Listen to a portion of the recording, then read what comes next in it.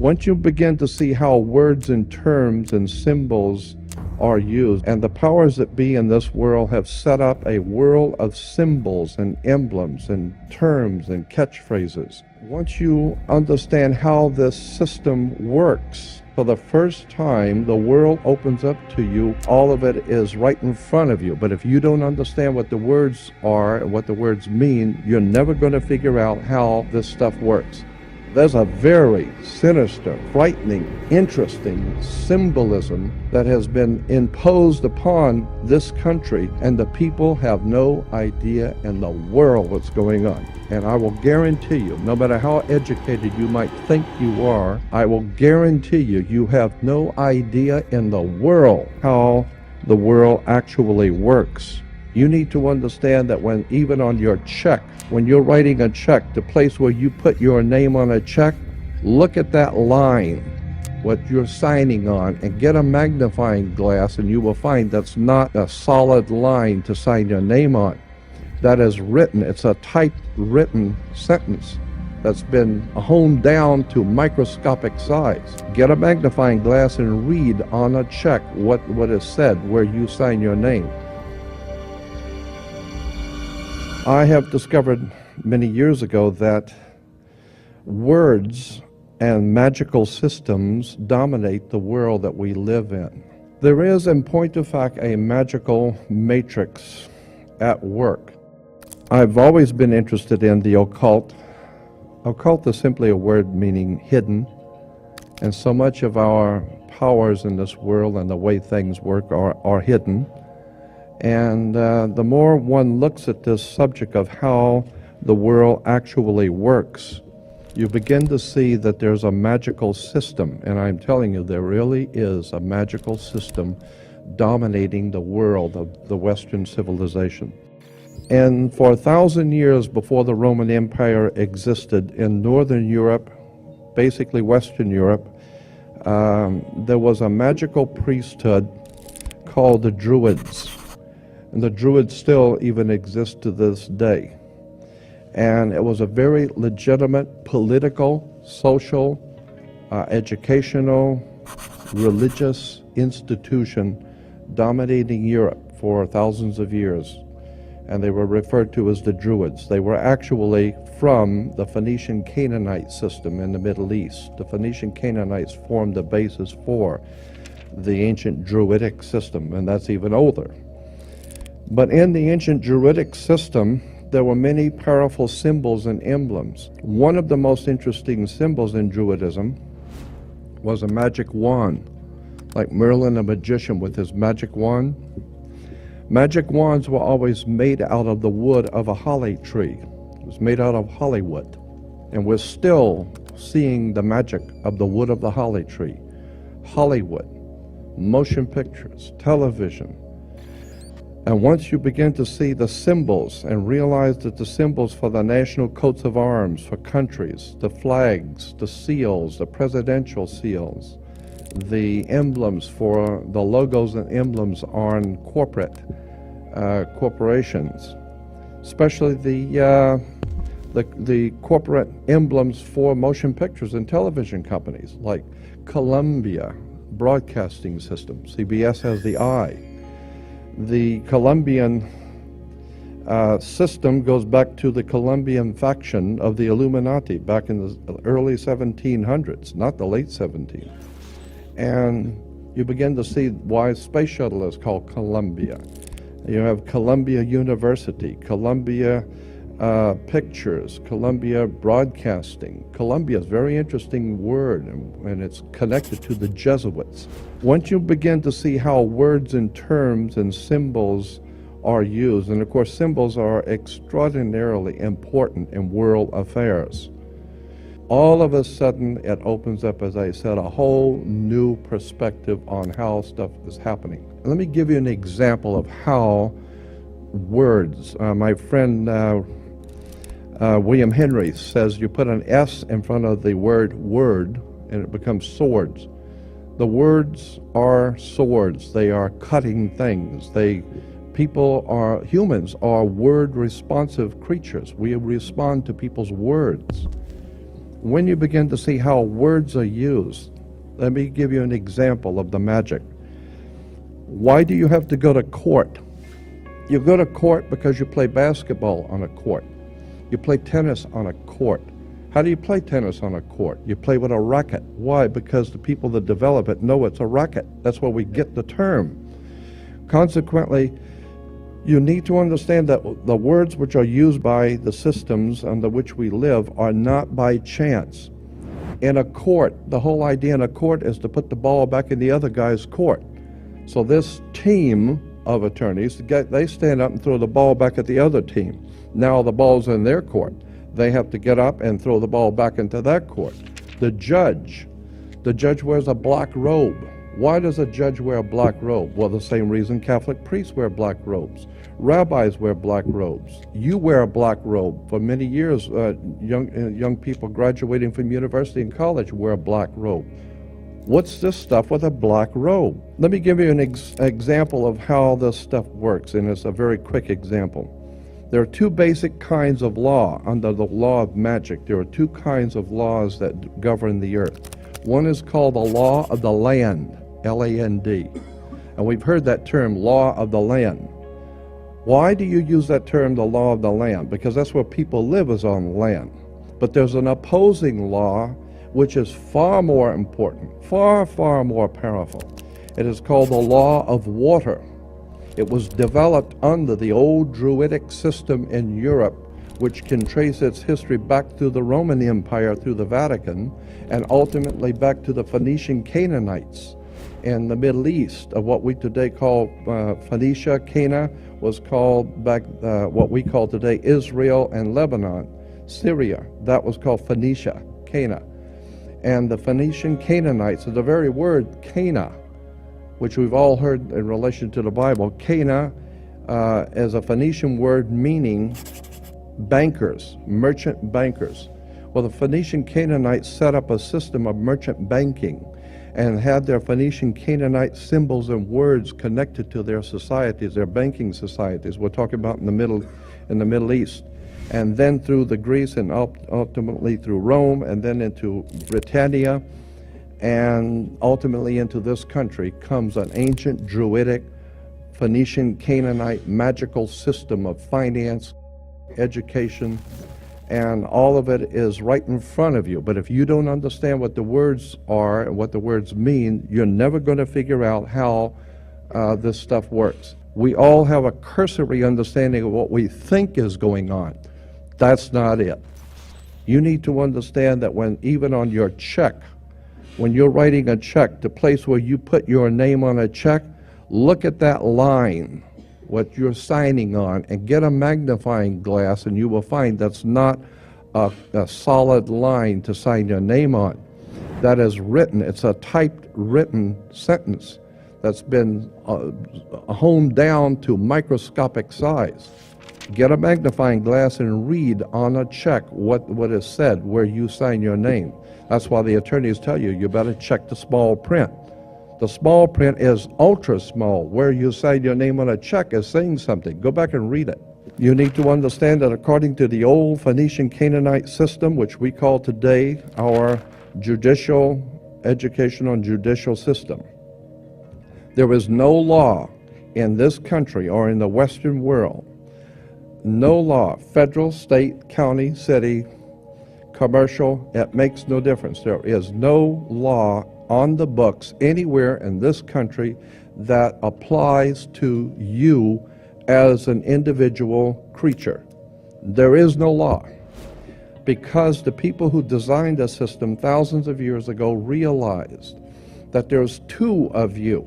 There's the one that your mother gave birth to, that God created, so to speak, and even your mother didn't know what you were doing. Even your father and your mother have no idea what you're thinking or what you will do. You don't even know.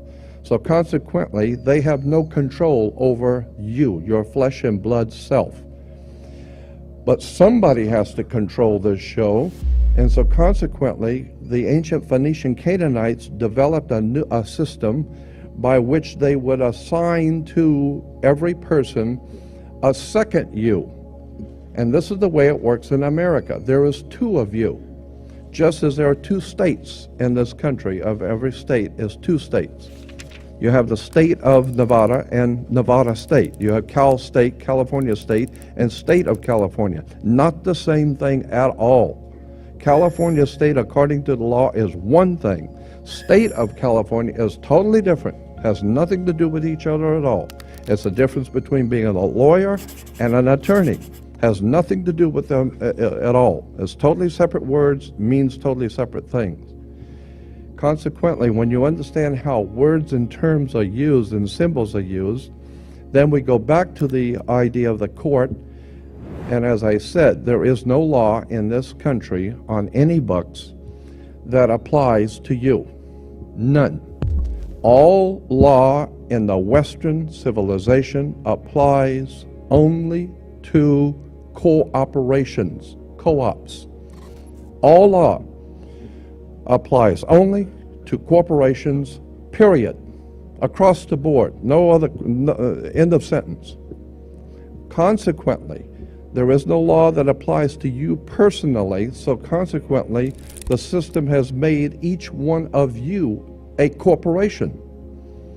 And how now do you distinguish which one, when someone's addressing you, that they're addressing you as the one that your mother gave birth to, or the corporate you?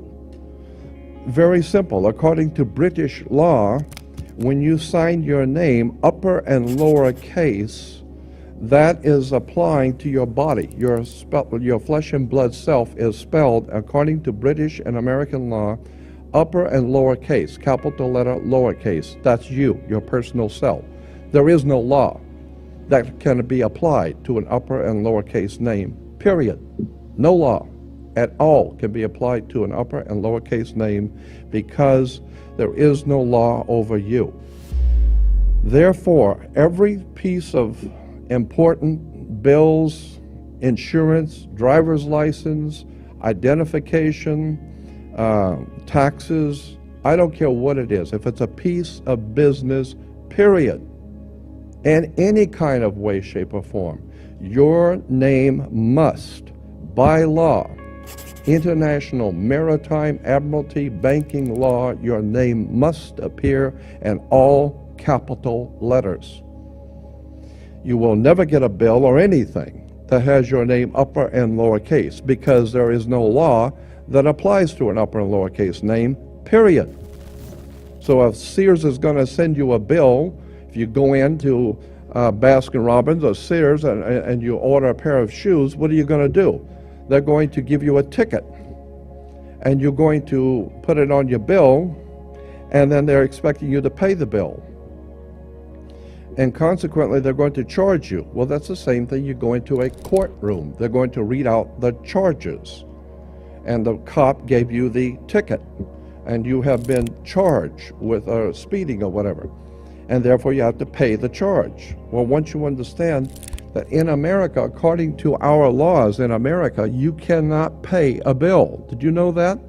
According to international banking law, Americans cannot pay a bill.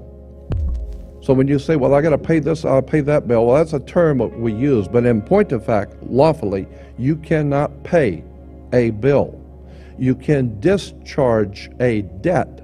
You cannot pay a bill.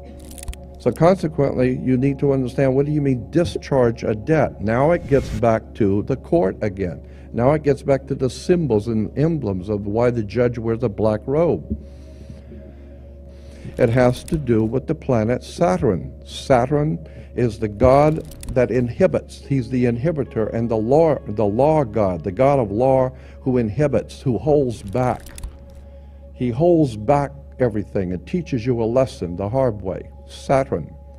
And women were told in the ancient world to listen to their god Saturn, who incidentally was called Lord of the Rings. Okay? And consequently, they're still making movies in Hollywood on Lord of the Rings, the planet Saturn. Women were told to listen to their god, the Lord of the Rings, so they were wearing an ear ring. Men were to get married before Saturn, their god, so they would wear a wedding ring. Consequently, the king would be crowned before Saturn. Saturn would be the round crown, or the corona, the ring. Saturn, the god who is the inhibitor, the god of occult law, the mystical god Saturn, Lord of the Rings, who is in charge of and controls all occult law in the universe. This is why today we know that Saturn was referred to as El. E-L. El is a name that was given to the planet Saturn.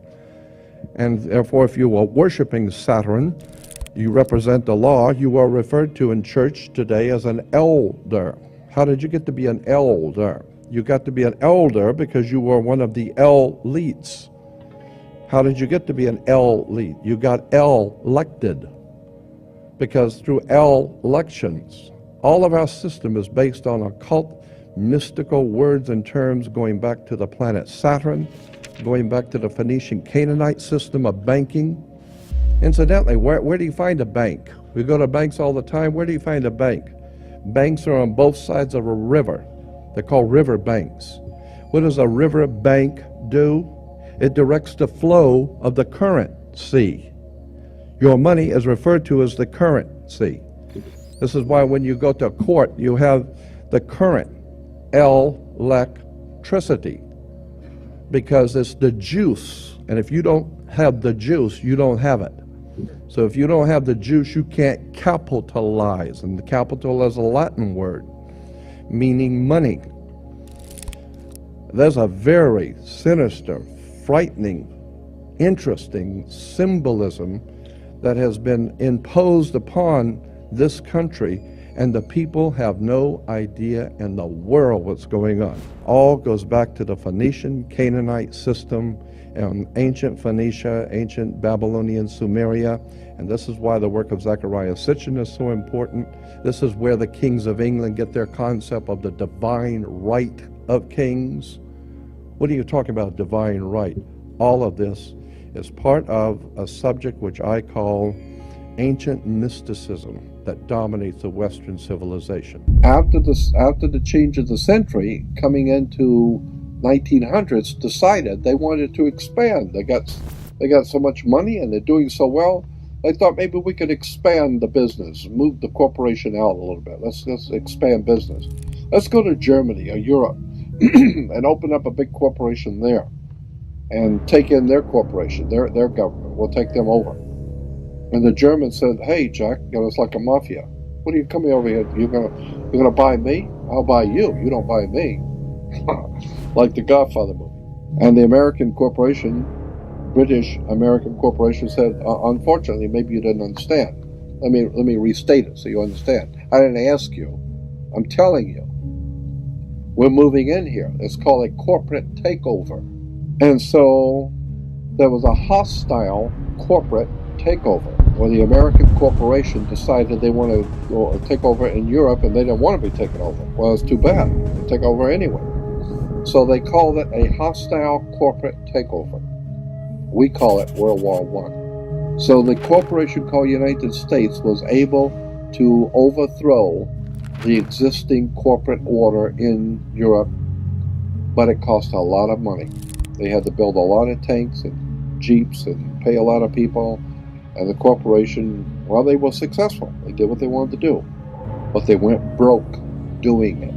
And so when they went broke doing it, and then the bankers pulled their money out in 29,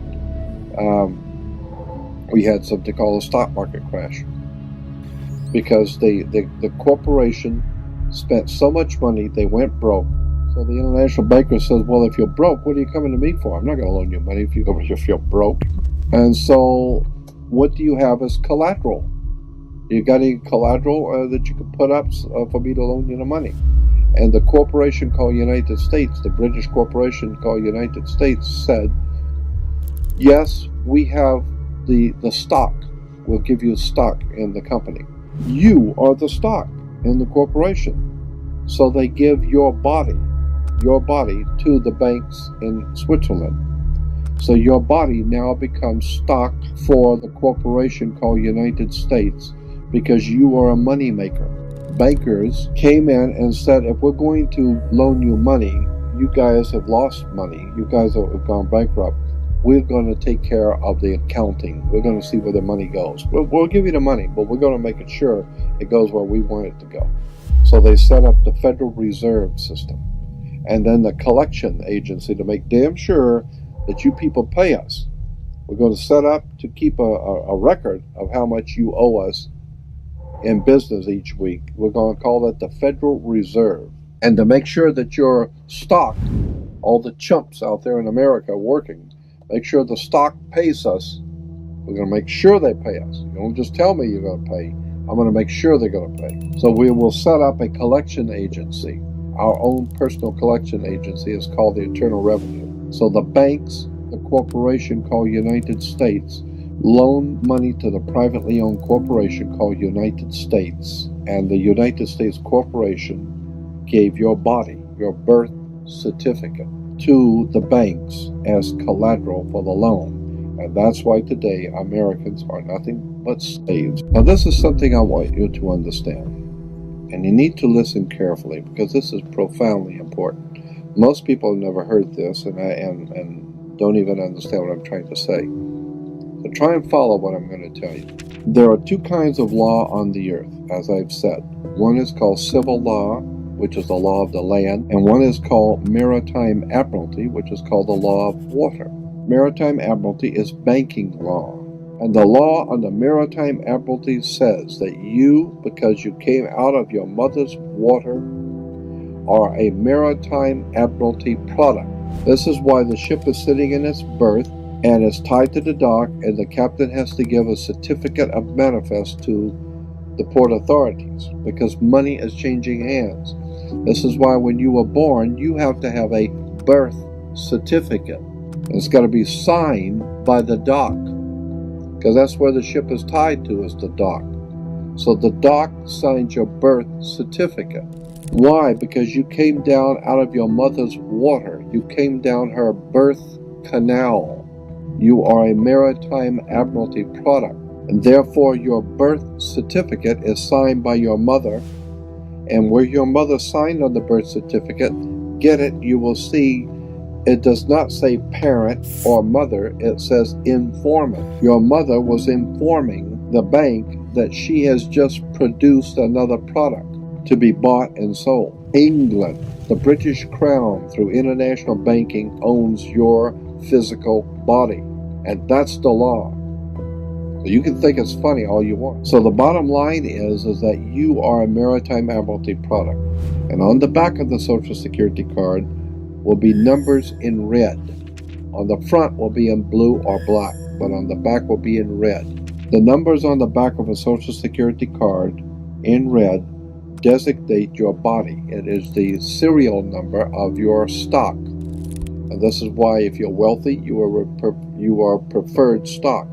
If you're poor, you are common stock. But you are a stock on the stock market. Your body is bought and sold through the use of your birth certificate. And if you could get your original birth certificate back, you would find that on the back of the birth certificate are all the banks around the world. All over the world, banks have used your birth certificate because you are a stock in a maritime admiralty banking scheme where you make money for banks. So consequently, the corporation and government and people who want to control you, they create a second you, and that second you that they control, that they created, is all capital letters.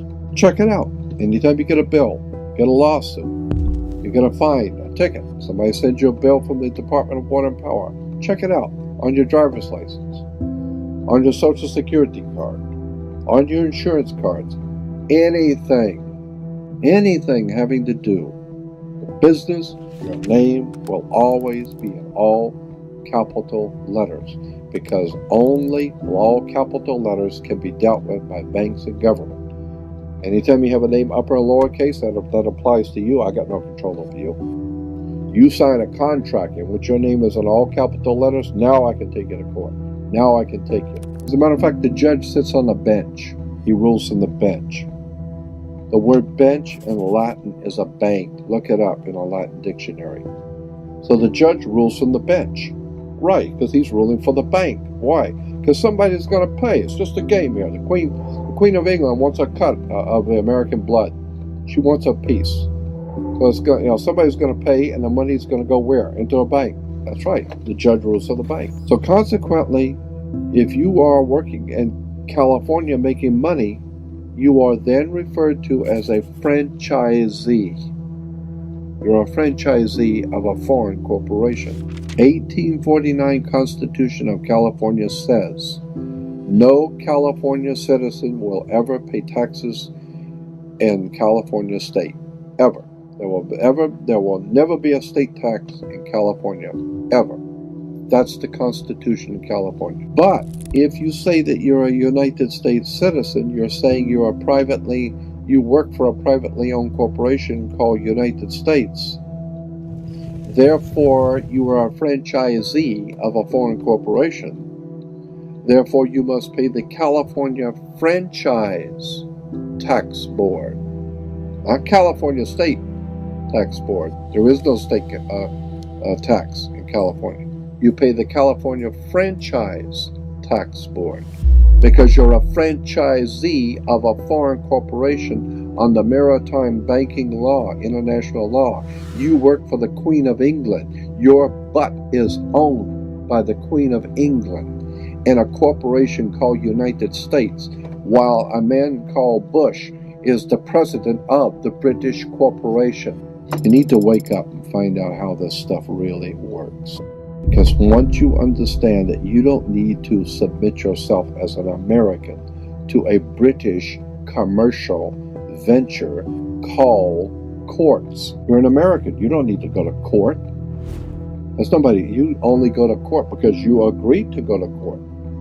When they send you a subpoena to court or summons to court, or they've sent you something, you look at it and say, hey, Jack, that's not me. That's in all capital letters. All capital letters is a corporation. It's a corpse. It's dead. Do I look like I'm dead to you? No, I'm an American, Jack. I ain't dead. And besides, I'll go to an American system for justice. I don't need no British Grand Lodge Masonic system called courts. This British Grand Lodge Freemasonic system called Inns of Court comes out of England. And it has manipulated, exploited, and lied to the people. And everybody in America thinks they got to go to court. Oh, the judge they've sent me something that I've got to go to court. I don't go to anybody's court. I'm an American. I don't need to go to court. That's the difference between being a free man and a slave. The banking system, or the banksters or gangsters or whatever you want to call them, have collectively, through thousands of years, have set up a situation where they can manipulate people to superimpose a legal system that is not based entirely on law, it's based on commerce. And as we'll get into it, I'll explain that we are not operating in a common law system anymore, although the common law is still here and we need to understand how to access it and how to use it to our advantage. But most people, unfortunately, are so ignorant of what the law is or what the codes are or what the statutes actually say and how they particularly apply to them. They just are used to functioning in a consensus reality that, oh, well, at 18 or 16, everyone gets a driver's license, and when I work, everyone fills out a 1040 IRS tax form, or because he said, or because your parents said, or because your parents were particularly indoctrinated in a system where everyone is functioning perpetually in this let's pretend game. The whole system is set up about one thing: money, because the banks, through their politicians and legislational system, they set up a body of laws to further extract money, or set up a system that money is always flowing up. It's being extracted out of your bodies, out of your sweat equity, out of your labor. So the whole thing is based about one thing: commerce. And the system that we operate, if you understand Admiralty, it's a very esoteric system, because the banking has been operating longer than 6,000 years, probably longer than recorded history, longer than the Code of Hammurabi, etc. But the mother is a vessel, or all of us are vessels, because our bodies are a warehouse, and you live within the confines of your skin if you take the concept that you're a spiritual being. Okay, so it's an energy vessel.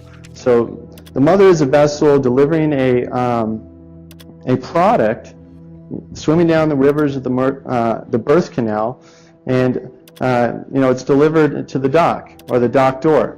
And what is it? It's delivery of a human resource, because that's all we're considered. And we're talking about money.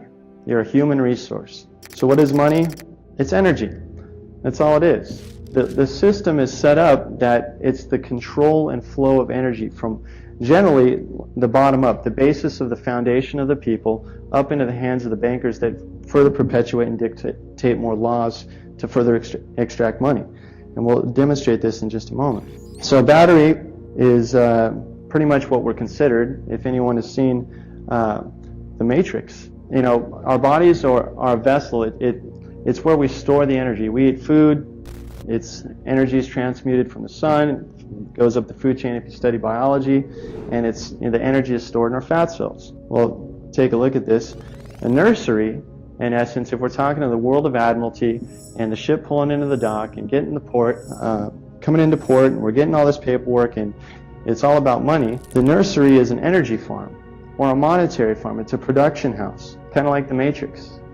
So we're going to go into some definitions from the Law Dictionary, what these terms mean. And I'm not making any of this up. If you look in Ballantyne's Law Dictionary, a human being is a monster. So that's what, when you walk into court, this is how they're looking at you. Let's take a look at what monster says. A monster is a human being by birth, but in some part resembling a lower animal. A monster hath no inherent blood, and cannot be the heir to any land, albeit it be brought forth in marriage. Okay, so what are we talking about here? Are we talking about a human being, which is in the law of Admiralty or the law of banking, we're talking about a let's pretend game. This guy, it's on a piece of paper only. That's the certificate of live birth. That's the B/6. That's the let's pretend game. The construct that is law has two kinds of people. In fact, the spiritual being you won't find a spiritual being in a law dictionary, but you'll find the definition of a person. But peculiar enough, the definition of a person, they try to get you caught up with a natural person. But how do you define a word with its own word?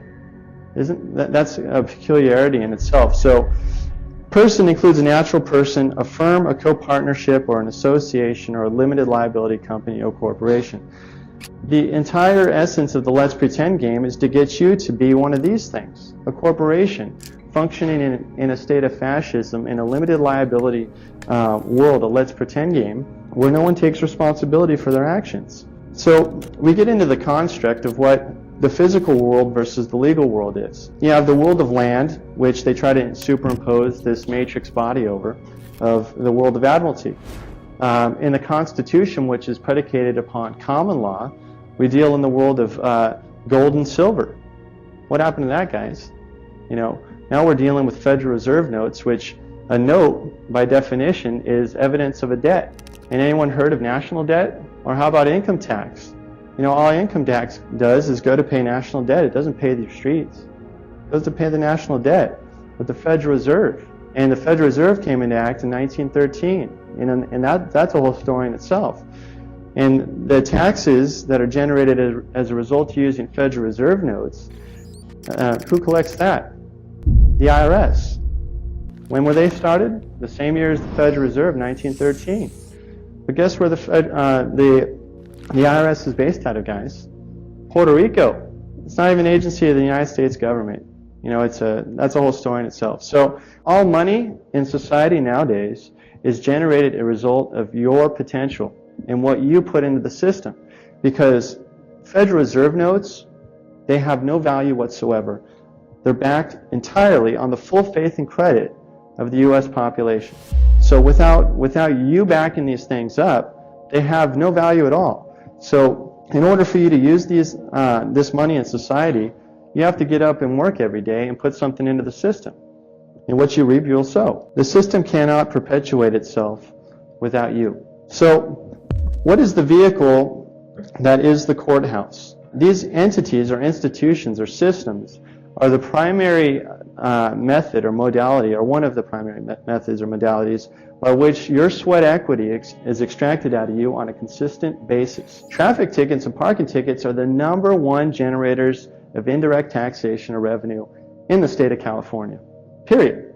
If you look at the numbers, you will be appalled. So Check this out. You have a courthouse, Masonic Lodge. Looks kind of similar, right?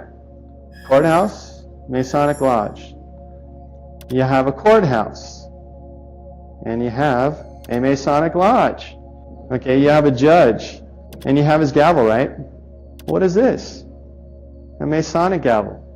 So what I'm trying to say, and I'm not going to get into a big Masonic presentation here, I'm just setting you up or to inspire you all to do a little investigation as to what the system that we're operating under today is founded upon. Who were the founders? Who were the founding fathers really? Were they a great bunch of guys, as we were told in our history classes? Or was there a greater plan? Was there a grand dynamic? The great work? What were they aiming to achieve? And if you do a little investigation, you'll find out that it's about one thing: business. But where does all the money go? Marvin Breyer. And that's a man that found out. Marvin Breyer is an I don't want to say Bank of America employee, but he worked for one of their subsidiaries. And he's a COBOL programmer. And he's the guy that designed the foundational computer systems, or the code that transfers all money and etc., and balances the books at the end of each day. So what Marvin did is he did a little homework. He tracked the money that was being raised from the court, and where all the funds and all the money that he was paying into the court system for fines or just court docket filings, all going into slush funds, guys, without exception. If you track the funds that are paid to the court, the funds are going into different accounts as opposed to where they're mandated by legislature. Instead, they go into private accounts associated with the Judges Association. However, it's really interesting about what the Judges Associations are. And you can look at any court system in America, namely, we like to particularly look at Los Angeles because a lot of us are originally from there. We've done a lot of investigation over there. But the Judges Association, if you talk to them, try to find out who they are, they're allegedly a tax-exempt organization. However, they're not registered at all with the IRS. Period. They fall under a 508 category. The IRS turns a complete blind eye to the fact that they haven't properly registered, but they're amassing tons of these funds. Okay? So, but you'll find out why. You go to tax court, or you go to court based on willful failure to file, or you're not paying your fair share, etc. Why you bring in proper legal arguments or issues as a matter of law, and they throw you into the wood chipper.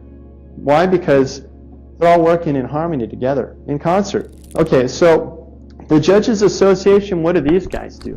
They raise bonds. They create debt without taxpayer approval. So the money that is paid to the Judges Association is used to pay off anonymous bonds. Okay? The anonymous bonds are issued through Merrill Lynch and other associations. And we have paperwork that demonstrates this. Marvin got a judge thrown in jail and some prosecuting attorneys, and there's more on the way. Because, you know, you ever heard of judicial immunity?